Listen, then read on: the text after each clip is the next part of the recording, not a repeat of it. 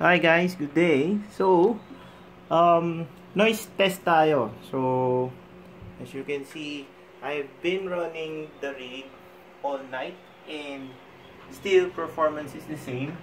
Tahimik pa rin siya. So, to accurately measure kung gaano ba talaga kahina yung noise na pinoproduce niya. So, I've installed an app sa spare phone ko and we will measure it. Okay.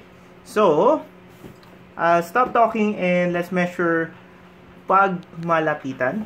Okay? So,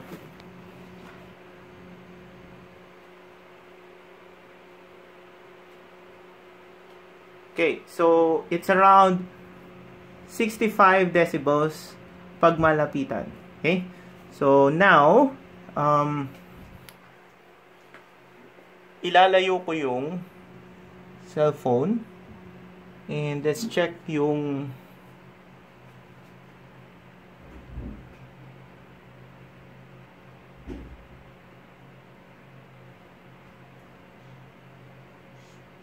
okay, so still it's under 60 and it's quiet. Yes, you can sleep at night.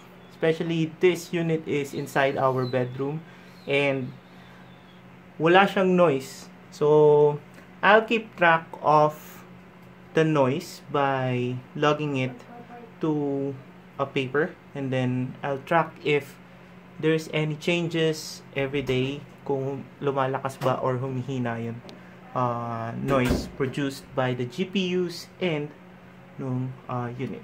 So, yeah, that's an update to our miner. So far, so good. Ang ganda ng profit projection and the performance.